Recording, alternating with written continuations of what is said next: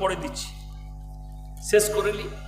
উলাইকা আলা হুদাম মির রাব্বিহিম ওয়া উলাইকা হুমুল মুফলিহুন। হে আমার নবী, তারা একমাত্র হিদায়াতের উপরে, তারাই একমাত্র কামিয়াব হবে। এর পরের আয়াতটা বড় ডেঞ্জার আয়াত। আল্লাহ বললেন, ইন্নাল্লাযীনা কাফারু সাওয়াউন আলাইহিম আনজারতাহুম আম লাম তুনজিরুহুম লা ইউমিনুন।